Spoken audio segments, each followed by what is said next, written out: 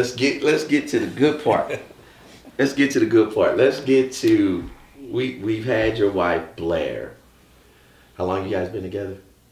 Together since 2006. You've been married since 2011. Glad we 2010. Oh yeah, 2010. 7-10-10. Look, I never really prepped my guess, but we did go over this a little while when we first got here, and you still got it wrong. 1-0 Blair. Okay, There you go. this is about competition. All right, so Blair in high school.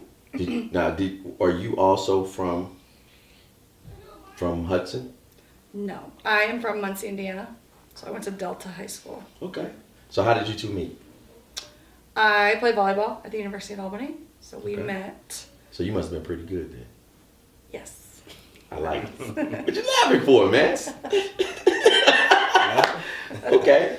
So were you there on scholarship? Yes. Okay. And what position did you play? Center, quarterback of the volleyball team. All right. I like the football reference. Yeah. You know. Yeah. So walk me through your version of how you guys met.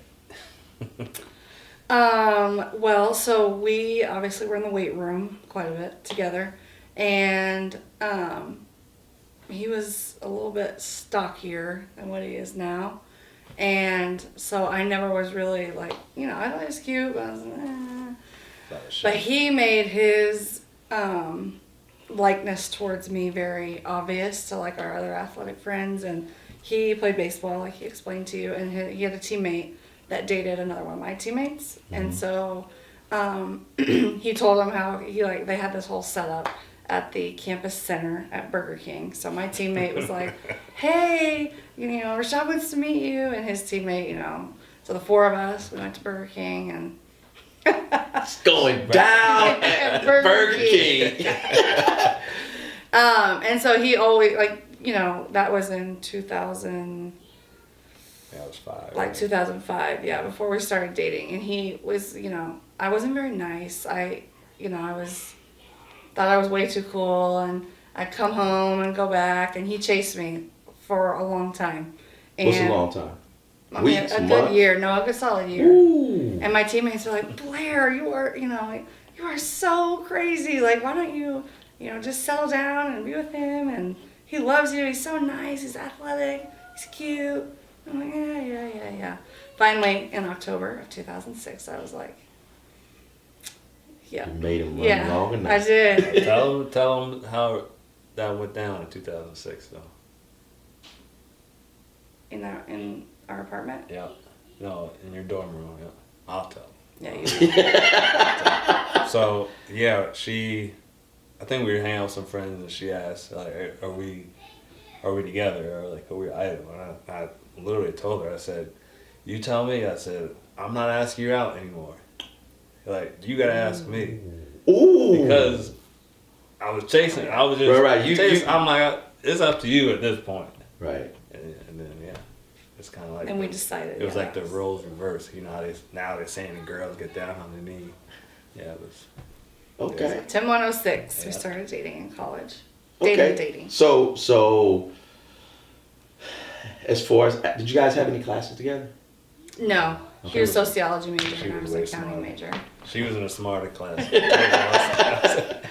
So, did you guys, I assume that you went to football games. Mm-hmm. Did you go to volleyball games? I was a chess Oh, painter. yeah. Okay. He was one of those fans. Yeah. Okay. Oh, yeah. Okay. So, fast forward. Let's fast forward to senior year. Okay. Rashad's about to get drafted. Mm-hmm. And be honest, what were your thoughts leading up to the draft? So he's going to he's a strong possibility he's going to get drafted. Mm-hmm. What is going through your mind? Like, are you trying to map out what your life will look like beyond that point or beyond college?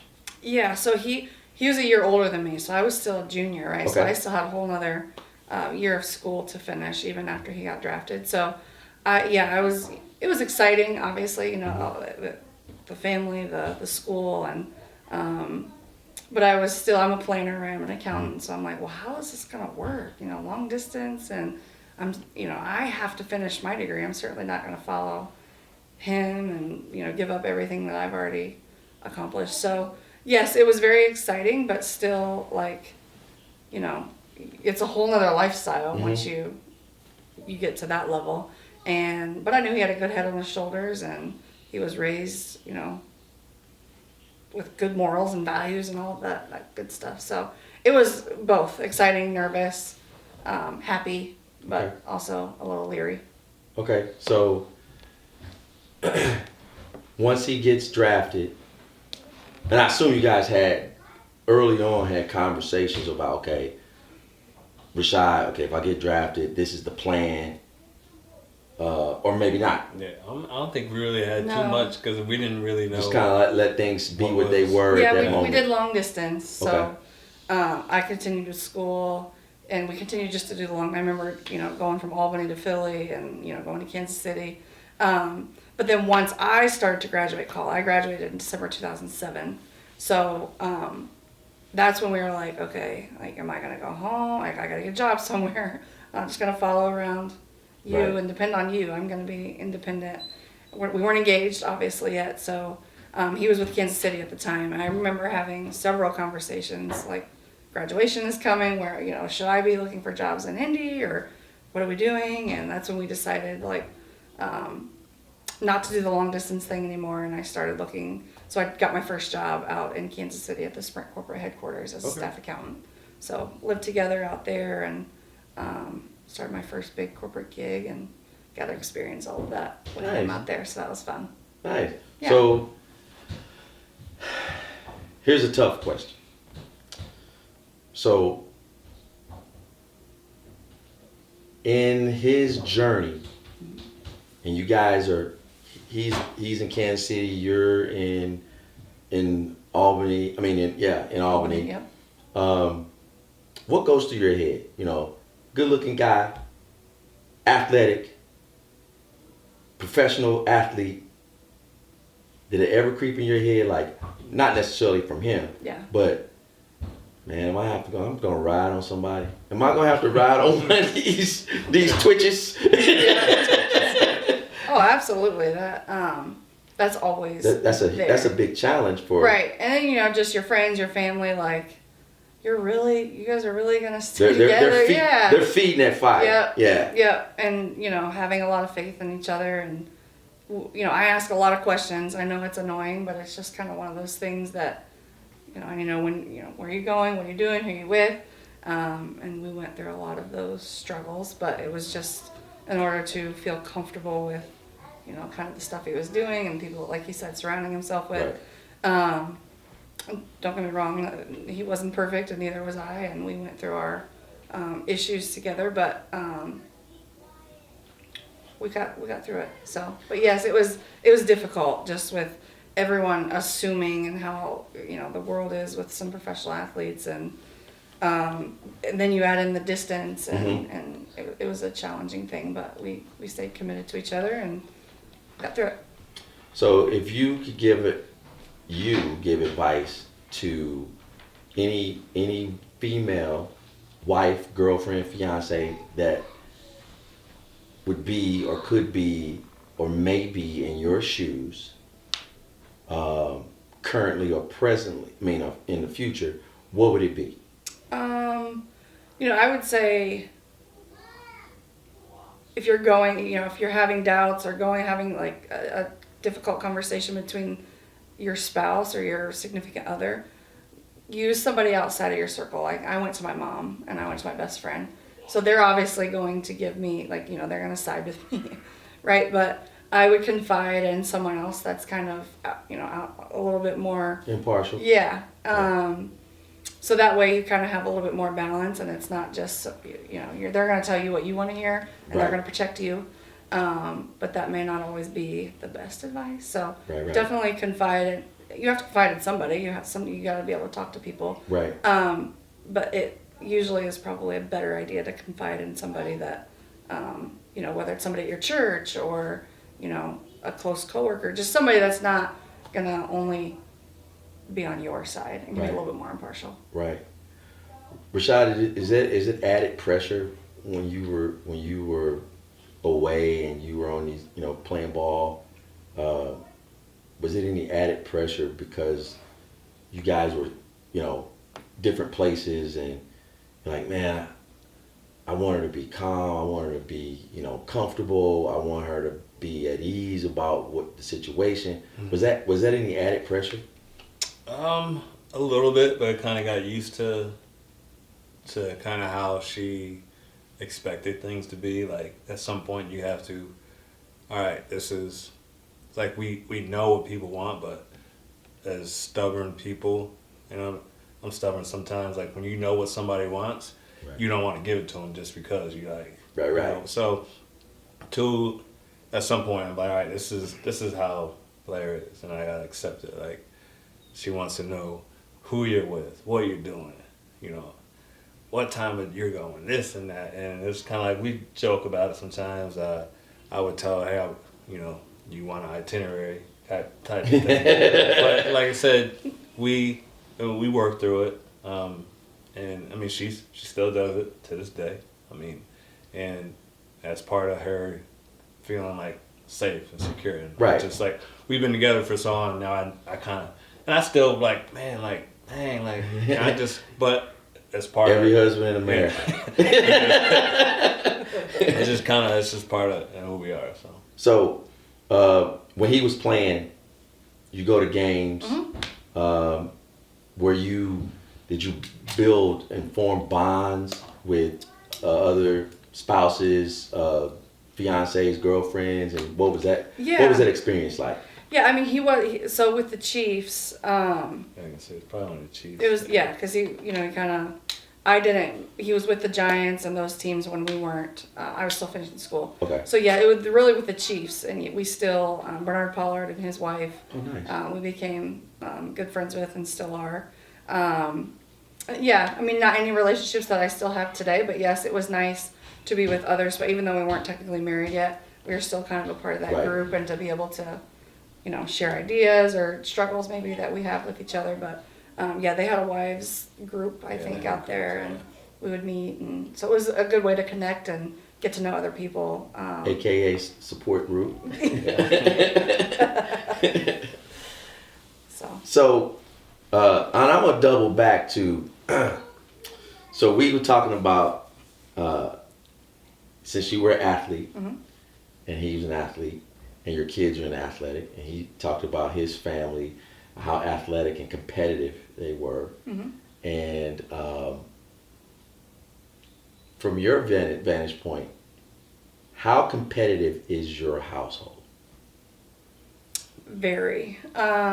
We got told that, like, the first kindergarten, first, second, third, Camden, like, that was a big, he wanted to be the first one to get his work in. And I'm like, I know, he's so competitive. So getting him to understand, like, there's time to be competitive at school, you got to be competitive and right. Like he was talking about Uno, just going outside to play pig, he never lets anybody win, ever. Even Cruz, he would never let Cruz win. It should be. It's like, come on. I'm sort of like, yeah, you gotta earn it. You gotta earn it. No gimmies, no bunnies. He's 4. Hey. I'm just kidding. No, I get it. I understand. It's just hard to. So what about Callie? Is she? She is. So I remember going to our pediatrician. She's stubborn, man. She walked on her knees until she was 18 months. She wouldn't walk. She refused. It's like she knew we wanted her to walk, and she knew what she was supposed to do, but it's because we wanted to do it. She wasn't going to do it. Where did she get that from, you think? Like, we literally scheduled a first steps appointment because I was like, I mean, she got the movement, right? She's on her knees. She could do this. But, I mean, it was 18 months. At what point do you become, a concerned parent that they're not walking at almost 2 years old?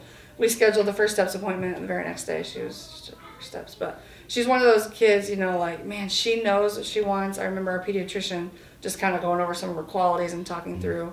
She was like, those are going to be great qualities when she's like 24. Until then, good luck. She knows what she wants. She's gonna do whatever it takes to get what she wants, and It sounds like that all three of your kids have that in them. Mm-hmm. Yeah, I would say That for life survival, that's a pretty good quality Right. to have. Right. So you work as a corporate accountant now. Mm-hmm. You still coach. Yes. Coach volleyball. Tell me about your coaching experience. Yes. So I'm the high school coach, varsity coach at Pendleton. I just finished my 5th year.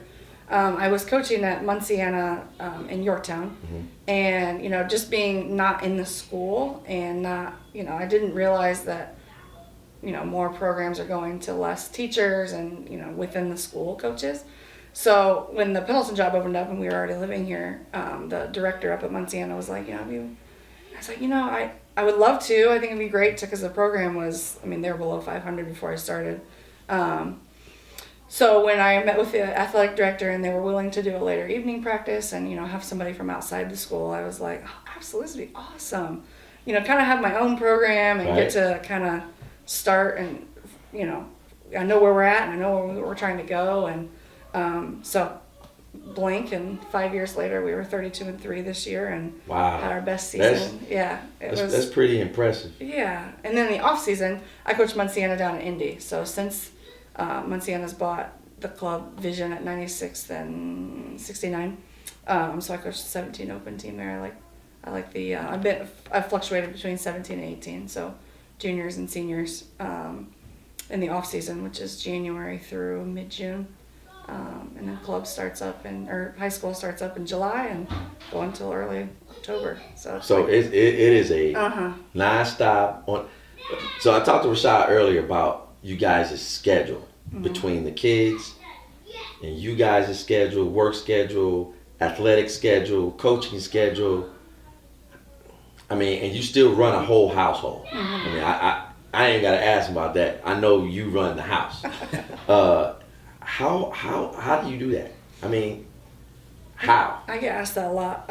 We have a village. My parents are a big help. Okay. And it's a lot of communication. A lot of we don't go on date nights once a week or anything like that. Maybe once every couple months. But it's in Camden. Granted, all 3 of our kids are not in traveling sports and all that yet. So some of that kind of what we do now may have to scale back a little bit, but right now we're just kind of taking it, season by season, if you will. And because my AD's already asked how long are you gonna be around? Yeah. And I know at some point something will probably have to give, but right now we're just enjoying being able to help give back to our youth, and which ultimately I think it's coaching has led me to be a better leader in my accounting with my team at work. And vice versa. Things I've learned at work, I've been able to contribute to the girls that I give back to when I coach. But yeah, a lot of communication. Like I said, our village, we're becoming, now that he's getting older, becoming friends with his other friends' parents. And so, kind of swapping rides and all that fun stuff. Because you certainly can't do it by yourself when you've got 3 kids and we're both as busy as we are. So blessed that we have people to help us, that's for sure. That's awesome. Volleyball, for me, you talk about running a household, it's probably the most difficult time of the year, at least personally for me, because she's not here as much. Because her schedule changes, practice is work, practice, and then it may not be 10 o'clock. And then it's, I'm with the kids. And then especially with football, even with football, so I coach Cam's team, and then we got to find sometimes I even got to bring them with me to practice. They're running around. Now, are you coaching at a high school also? No, here in Pendleton, the junior football league, so 3rd and 4th grade. Now I'm going to go up to 5th and 6th. Okay. So it's like the feeder program. Yeah, so I'm coaching there, and then I got them around, bringing them, getting school, doing what. I don't even say homework because I tried our homework. You're just sitting there just looking off into space. I don't know. Hey, wait till your mom go home. Hey, wait. Or I'm not even ashamed to say it. I've had to Google, like, hey, some of the answers. But, you know, doing homework, getting the lunch ready, dinner, it's a lot, you know. And I joke about it. I'm like, it's volleyball season and single dad season for me because she's gone a lot. But once again, though, it's kind of like things have shifted. I was gone a lot. Now, we didn't have kids at the time, but still, I was off doing what I enjoyed doing, playing football. And gives you a total appreciation for what she has to deal with on a regular. Absolutely. I mean, during the season, I'm in bed early, like, and she's wait for me to get home. I'm like, I'll try. I'm in bed before she gets home. I'm trying, like, what do you think about this? How can I do this with this player? How can I get this out of this player? That's a good point. I'm glad you touched on that. As two coaches. She don't listen to me though. Oh, she asked for advice and don't listen. I'll be giving her. She just want to compare what you say to what she's thinking. He's like, what I'm thinking is better than what you're talking about. But I will give her, I think, great advice, Uh-huh. and then she will go to her ex-coach, who's Kelly Sheffield, which he coaches at Wisconsin. They just won. He will say kind of like the same thing, and she will. I'm like, see, that's what she has to hear from somebody else higher up in order to. Or is it? And I'm not siding with her, but is it just because she has maybe more comfortable because he was her coach, maybe. And it's the same sport? Yeah, but I think it's more so. Now I don't think it's about the sport. It's more where she struggled. Not she, but like I'm pretty good at reading people and kind of getting through people. I think that's where she's like, what should I do to this kid? What should I do to that kid? Okay. I'm like, you need to do this. And kind of, you and I got the same kind of background. Like, if this player thinks she's better than the program, she needs to sit. Who cares if she's the best? Like, Right. Those type of things where I try to give her, like, or even like team morale things. Like, you need to do this. And then, you know, 6 weeks later in a year, fall back and say, hey, you said you're going to do this or that. Accountability. So those are the type of things I try to, like, teach her and you kind of like get her to do, and like I don't think she realizes how. I mean, she's in a position to change a program. Which me as a coach, I've always been assistant coaches. Even assistant coaches, you know, That's a good point. We give information. Yeah. If I would one day love to be a head coach where I can flip a program. Right. So that's why I'm kind of like, if I was running a program, this is what I would do. Well, I'm telling you what, she's doing a great job because below 500 to 32-3 is pretty freaking impressive in a matter of a few years. What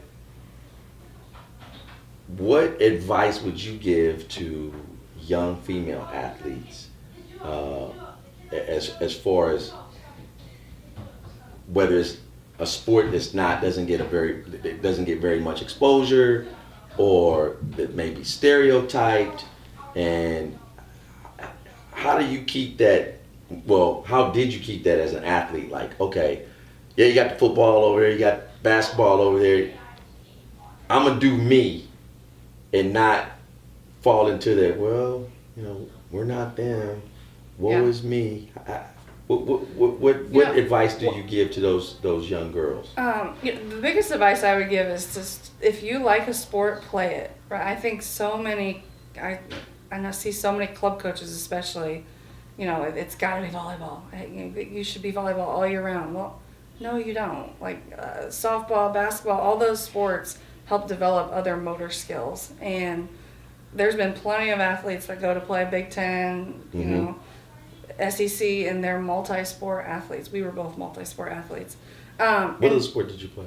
I played basketball in the winter and tennis in the spring. Okay. High school. In high school, yeah. Yep. And, you know, you don't have to commit to volleyball at 9 years old. If you enjoy playing it, go to the camps, you know, do all the fun stuff, but also still involve yourself in other sports. And then, you know, when you get to a point where it's, you know, travel softball, AAU basketball, and trying to do Montana and all that stuff is too much, then at that point, yeah, you probably need to decide. But you could still play a high school sport. You just may not be able to do all the off-season sports at once. But just continue, to involve yourself and get in the gym and work as hard as you can, because it's gonna go quick, and if you really are committed to it, and you can, your dreams can come true, and you can do whatever you put your mind to. So, fast forward, Callie comes home, 12 years old, walks in the door. You guys are sitting there in the kitchen, chopping it up as a family. Mom, Dad, I want to play football. You don't say anything. Okay. What do you say? Oh, yeah, you want to be a kicker? She said, nah, whatever. Kicker. What if she wants to be a quarterback or a receiver? Then she better have a good line. That's what I would say. But, I mean, hey, she can play whatever she wants to play. She's going to work as hard as she can at it. I mean, everyone always joked with us before we even had kids. Most athletic kids, I mean, I don't care if we have a pianist, but you're going to work your Right. hardest to be the best pianist you can be. As long as you work hard and give it your best. That would be a little scary. Wouldn't be your first choice for her? No, Right. would not. Dad. I'm gonna gather some information, dig a little deeper. Probably try to, steer in a different direction. And Try rugby. then from what I could tell, how you guys described her, she said, we didn't do that for Cam and Cruz. Yeah, it's at 12, I really got to see how she's developed. I mean, I've coached a couple girls. Like this year, there was a girl who coached, and there's some girls out there that better football players, better athletes than boys. So it's really gotta. And for those who don't have daughters, they're way a little different on you than your boys. It's just the way it is. It's just how it is. So it's just like I'm just trying to I never even thought about that. I'm just trying to envision my daughter getting hit compared to like my son. It's a different feeling. It's like remember Susie Colbert from ESPN? Yeah. Susie Colbert. Did she play? She played. She was the first girl in the state of California to play football. Did you play high school football? I don't remember if it was high school or junior football. Okay. She did say she wanted to play flag. Yeah. She played tackle football. Well, I'm saying Callie. Oh, she wanted to. That's the first step. Play. That's Yeah. the first step. So- That's the I wanna first. play But football. so you might want to start thinking about what that conversation Yeah. looks like. Yep. Back to you. Describe yourself as a coach. What's your style? I mean, are you a players coach, or are you a disciplinarian, or are you a hybrid? Or I would say I'm a hybrid. I'm a hybrid. Okay. I've definitely had to adjust like my expectations, just because coming from a D1 college player, coming down to the high school level, it's not as intense, right? Everyone there is not there to play Division I volleyball. Right. So I've had to kind of not lower my expectations, but just adjust and know who it is that I'm coaching. Some kids are just truly there for fun. Some are there just to be a good high school player, and then you have those that are wanting to go on to play at the next level. So when I first started at Pendleton, I was just like, it was frustrating for me because I eat, sleep, breathe volleyball, and then you got kids that they just want to play, the 13 weeks of season, and I'm Drove you crazy, didn't it? Yeah, I'm not sure if I can do this. I need you guys to talk, everything's, but, and then I had to, my AD had to kind of bring me down to high school athletics. So do you think in that area, has the culture changed a little bit? Or they still kind of just play? No, it's definitely, so we've gone from I'd say 2 to 3 kids playing in the off season to my entire varsity now at this point plays in the off season. Now it may not be off season, to get a scholarship. It may just be because they do want to be a contributor on the varsity squad. Right. And that's it's still, it's competitive, and they're holding their spot when they come into the high school season. So, but yeah, I'd say I'm a hybrid. They need to know that I care about them, right? So I'm not just going to start practice and it's how's your day, anything I can do, what did you do to be a better teammate or classmate today? We kind of talk through a little bit of things. And then, but it's once we start practice, I need them to focus, right? High school girls, man, like the last 30 minutes of practice, it's like, we gotta Right. lock in. We gotta Right. get right, we only have so much time. And we play, 35 matches. It felt like once we start competing, we're only practicing 1 to 2 times a week. So Okay. it's a lot of playing once our season actually starts competing. So we gotta really, every time in the gym is valuable. So, I would say I'm a hybrid. They, I can be a player's coach, but they know when we're dialed in and we got business to take care of. Beautiful. Before we get out of here, Super Bowl prediction. Super Bowl predictions. I gotta go. I'm gonna go with LA. Why? LA Rams. Why? Yeah. I think I know what you're gonna say, because I probably say the same thing, but I think they just. It's gonna be a battle of. It's kind of like the veterans versus kind of like the rooks, but I think just. I I think it's different when you get people who have been there have the edge, because I've never been there, but it's a lot. It's a lot. It's an emotional football in general already is an emotional game. Now you add everything else to it. the business Yeah. side of it, that you have getting tickets and for Just- family and packing a. Yeah. How I don't know how many The clothes to downside pack. for the Rams would be though, because it's a home game. Be So real that's relaxed. That's a lot of distraction. Yeah, You because you playing can't at get home. away from it. Yeah, so Yeah. that would be something I think the coach should do, like get them away from, because like I said, just even the high school I'm talking about, those distractions up into a Yeah. game, I mean, like, Every- you gotta be yeah. dialed in. So yeah, I'm going Rams, but the it's so weird to see the Bengals in the Super Bowl. It's, Hey, Joe Burrow is the man. Him and Lamar Chase, it's Joe weird. Mixon. It's gonna be a good matchup to Higbee. see Ramsey and Chase go. Jalen Ramsey. I'm gonna call that. You know? I'm gonna call that. You know where I'm going with this. Maybe If they put Jalen Ramsey on a lock him up 1-on-1, he's gonna have a long day. Yeah. I don't think they'll do it too often. They may do it here and there. Jamar Chase is gonna be the reason that he move on. They got so many. I didn't even think. I mean, they got Eric Weddle. He's not saying but just he's been there. You got Von Miller. He's been there. You got what's name hasn't been there though, but he's such a force. Aaron Donald. And see, that's I'm rooting for the Bengals. Mm-hmm. It's not that I dislike the Rams. It's 2 reasons why I'm not rooting for the Rams. Well, actually 3. 1, they left St. Louis. That's my hometown. Yeah, that's right. That's why. I understand, but still. I've never been to St. Louis. I'm not going back, and I've been with you. Oh, yeah. I'm not going back. The game. That's a whole different story. That was a crazy.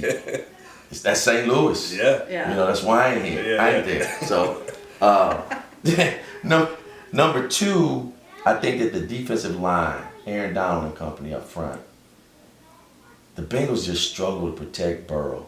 They struggle, and he did some Houdini stuff in the AFC Championship game, and I'm like, I don't know.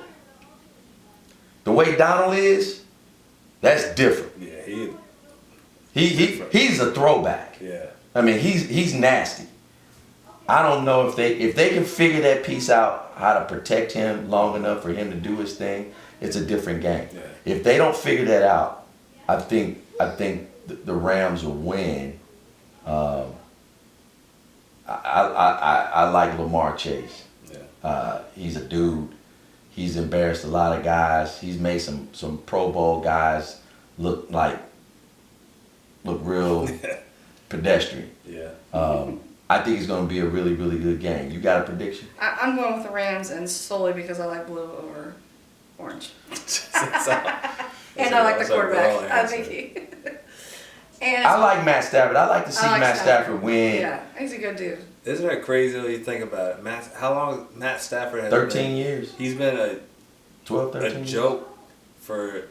Well, his team has. But Oh, yeah. but they haven't. But, The so, Detroit Lions has been but a you joke. think, but you consider Yeah. him as like, oh, he's no good. He can't win because he's with the team. I've always thought that he was just he was the best player outside of when Megatron was there. Mm-hmm. He was the best player on that team, Yeah. and he was just like no help. He never no help. Yeah, he had nobody, no And support. even, I mean, look at the turnaround of Beckham has done from Cleveland. Oh, see, that was the third reason why I waited. Oh no! But just the turnaround, though. I'm not saying I'm a fan of his because he's always done the Cowboys dirty, but just people put him like he was done. That shows you how much a quarterback could make or break a receiver. Think about it. I mean, you think about it. I'm going to say this. 'Cause I saw this on a Facebook post, and I've heard it on different sports shows. Oh, Odell Beckham. They thought he was washed up. So was it really him, or was it the quarterback? It was Baker Mayfield. And listen, stop the nonsense. I'm going to say Odell Beckham is a time bomb waiting to blow. Mm-hmm. You just move that time bomb and put it in a different spot. Yeah. Same thing I said about Antonio Brown. Held to be true. Yeah. When all this craziness, all the different teams, he's blaming this. It's this person, it's that person, and this person is not. I'm not getting my bread. Yeah, I gotta get the bag. They won't let me get the bag. And next thing you know, the football whisperer, Tom Brady, gets on the phone. He goes up there. Oh, see? No, AB, he's fine. He's fine. No, he's not. Yeah. He's content and he's happy at the moment. And as long as he's happy and content, Odell Beckham is the exact same guy. He threw Eli under the bus in the Giants organization. Well, he wasn't doing that when Victor Cruz was playing. When Victor Cruz, before his patella tendon injury, he was second fiddle. Yep. He gets his shot, he shines, then the infamous one-hand catch, and he's off and running.